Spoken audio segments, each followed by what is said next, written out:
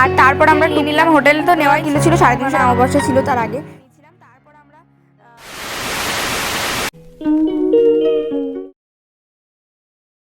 Hello everyone, আজকে আমরা যাচ্ছি দীঘা। আর এই দেখো সকালবেলা রেডি হয়ে প্রথমে উবের করে হাওড়া ব্রিজে পৌঁছে গেলাম। আর এখানে গিয়েই একটা বড় সড়ো খবর জানতে পারলাম যে আমাদের ট্রেনটা 4 ঘন্টা লেট। বিশেষ করে এটা শুনে খুব কান্না পাচ্ছিল, কিন্তু আমি না কেটে চোখের জল মুছে নিয়ে ট্রেনে উঠে পড়লাম 4 ঘন্টা পর।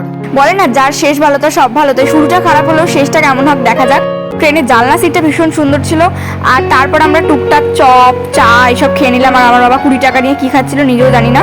তারপরে একটু হাই গাইজ বলে নিল। আর তারপর এদিকে কত পদ্ম ফুল দেখতে দেখতে চলে গেলাম। ট্রেনটার ভিউটা জাস্ট দেখো। ফাইনালি অনেকক্ষণ যাত্রা করার পর কিন্তু আমরা দীঘা পৌঁছে গেলাম। আর তারপর আমরা ওখানে পৌঁছে গিয়ে প্রথমে হোটেল নিয়ে নিলাম। হোটেল তো নেওয়াই ছিল। তারপর দুপুরবেলা খেয়ে দিয়ে বিকালবেলাটা এরমভাবেই কাটিয়ে দিলাম। ডে 2 সকালবেলা উঠে বেরিয়ে পড়েছিলাম মোহনায় এত সুন্দর সুন্দর মাছ পাওয়া যায়, সিরিয়াসলি এত ফ্রেশ নানা ধরনের মাছ। মা বাবা ভাবছিল একটু শুটকি মাছ কিনবে, তারপর কিনেও নিল। আর সিরিয়াসলি এত ভিড় হয়েছিল না মোহনার যে মেন জায়গাটা, তাই আমরা একটু সাইডটা বসে একটুখানি কিছু ক্লিপস নিয়ে নিয়েছিলাম। তারপর আমরা বাড়ি চলে এলাম। আর বাড়ি আসতে গিয়েই দেখছিলাম যে মানে কত সুন্দর সুন্দর কাটা, এগুলো কি ক্যাকটাস বলে, ক্যাকটাসগুলো পাশে রয়েছে। তারপর বিচে এসে একটু চা খেয়ে নিলাম, বাড়ি গিয়ে একটু লুচি তরকারি খেয়ে একটু ভাইব নিয়ে নিলাম। তারপরে আমরা দুপুরবেলায় স্নান করে নিয়েছিলাম। আমরা ওল্ড দীঘাতেই সেদিনকে স্নান করেছিলাম।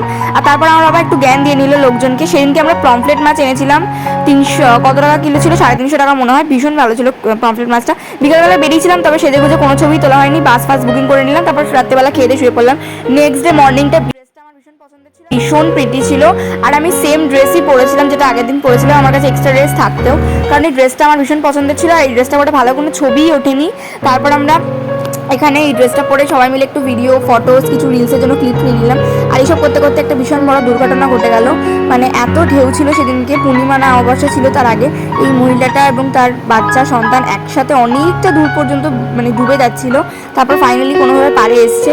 এ দেখো আমার বাবা একটুখানি গরুকে পাউরুটি খাই নিল। তারপর আমরা বাড়ি এসে লুচি তরকারি খেয়ে নিলাম। আর তারপর দুপুরবেলা সেরকম খেয়ে দিয়ে রাত সন্ধ্যাবেলা সাজিয়েও নিয়ে জাস্ট একটু চপটপ খেয়ে একটু ভাইব নিয়ে নিলাম, কারণ তারপরের দিনে আমরা ফিরে যাচ্ছি। দেখো ট্রেন দিয়ে ফিরে যাচ্ছি। এদিকে সকালবেলা তো আমাদের বাস বুক করাই ছিল, একটু সি বিচে চলে গেলাম, তারপর বাসে করে মানে বাড়ির পথে আর কি।